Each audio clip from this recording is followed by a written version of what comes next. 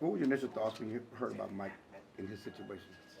I just found out this morning, and just sending prayers to Mike, and hopefully surgery was good. Get back healthy. Is that kind of a downer though when your head coach? I don't know if he wasn't here for the initial meeting. I don't know what you were going through your mind then when you find out. Kind of a downer when he's not here. Oh no, Coach Mike's energy is very contagious, but this is just an extremely rare circumstance. He hasn't missed anything ever, so this is for him to be available for the long run. So I think always believe in take care of your business now and see you later. What's the intensity like in a game between the Cowboys and Eagles? Oh, I mean, it's always one of the biggest games in football, if not the biggest. The intensity is always high, the emotion's high. Everyone wants to win. It's a brawl. It's always one where you gotta get the ice bags ready. How much are you guys putting into this, given the situation you're in and how it might affect your ability to achieve your long-term goals? I feel like it's the same thing. At the end of the day, each week you gotta win, or it affects your long-term goals. The key is just to win. That's the only thing that matters. Micah, Dak has talked about previously iron sharpens iron, practicing against you guys. How much has practicing against y'all's offense helped in different ways, whether it's, defending CD, Dak, going against your offensive line, things like that? Yeah, it's always important. I mean, I think I kind of get the best of both worlds. And anywhere I go, whether I'm covering, when you got to deal with a guy like TP and you got to deal with CD, similar guys, and I think CD's a tier one caliber receiver, so obviously you got to deal with that. And with B Cooks, he has a speed guy and what he's able to bring to the table. So it's always good on good work. That's extremely important. And obviously with Tyron, I think he's the best offensive tackle in the game of football. And obviously you got Zach and Terrence who do a really good job, and Tyler Smith who's coming along and playing at an all-pro level. So, I mean, the work that I see and the looks that I get is probably second to none. How much did you watch the Eagles 49ers game, and what can you learn from what the 49ers did to stop that offense? That was one of the best jobs against the Eagles offense all season. I watched the whole game, and one thing they did, they just kept the ball in front of them. They made the Eagles earn everything. Didn't give up no big plays, and that's always the key when you got an explosive team like the Eagles is. They're very explosive, and they did a great job containing Hurts and things like that. They didn't show up on the stack chart, but we got some, real good rushers over here too that be able to get after them pretty well. Lane Johnson's ability to time up his kickback with the snap, how much of a unique challenge is that for a pass rusher? I guess if you slow, it sucks. I don't got that problem. Yeah. Is he timing it up or is he early? Who cares? It don't really matter to me. Lane, he's a good player regardless of whether it's early or later. That's the perk. Offenses, that's the kind of like the leverage, right? You get that. They know the time and we don't, so whether you're a second behind, and sometimes you jump it, I think that's what D. Ware was really good at. People used to think he was offsides, the way he was able to time up the snap and get off. So, I mean, it's just all about, your preparation and what you bring into the game. Obviously, Lane's prepared where he feel like he knows the snap very well, and, that's kudos to him.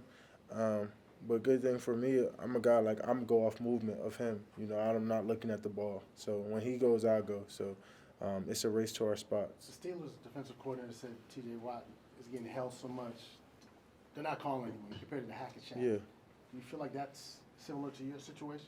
Yeah, it's comical, TJ, he's good,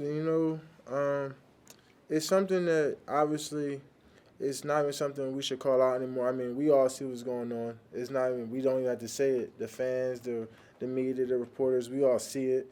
It's just something that they're just not making an emphasis on. And, they're getting away, and they want teams to score a lot of points. That's, at the end of the day, that's what they want. They want the fans to get excited. That's what fans like. They like offense. That's what gets y'all excited. I like touchdowns. Y'all don't really like sacks and things like that. But it's okay. It just makes our job a little bit harder, and that's the clickbait, right? The quarterback sell. And that's what they want to protect. That's what they want to do. They want to protect these offensive guys, and we just got to learn and adapt in their world. And, we got to get off blocks better. Fans like sacks when their team's getting them, don't they? Yeah, they do. But, we don't get those calls both ways. You know, it's all across the league. I won't even say it's just me. You know, I think Miles gets held a lot. You know, it's TJ. I mean, Nick. I saw some holds last week that I thought should be holds. So it's not just me. There's plenty of good rushers around the league that's getting held pretty good. Do How you much feel pride do you responsibility to have to speak on that subject when it comes to officiating in that way? Do you feel that responsibility? I don't feel that responsibility. I just, you know, just want the people to notice it. I mean, I call it out, and I'm probably gonna stop just like he said, cause maybe I get a call then, you know. So you just gotta play through it. At the end of the day, you know, it sucks, but it's part of the game, you know. How much pride do you take in the game like Seattle? I mean, you didn't have any sacks in the books, but the hurries, so you had to hurry at the end of the game. Can you appreciate the hurries and the pressures that they cause incompletions without the sack numbers? Yeah, for me, I was actually pretty excited after the game because I came in the locker room and I was like, man, wait till I see the film on Monday because I was putting on clinic tape. And I was like, I really want y'all to see what I was doing to them boys. And for me, it's all about the progression of the mentality, right? Sometimes you're not going to get sacked. Sometimes they're going to get it out. Sometimes it just may not fall into your lap. But it's the effort, the motor. Can you keep going? Can you not let this phase you? And for me, that was like one of the biggest things. Can I keep going? Can I not be phased? Can I be unstoppable, unfootable throughout the whole 4 quarters?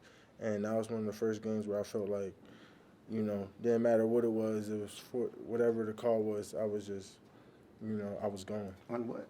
Unfootable. Okay.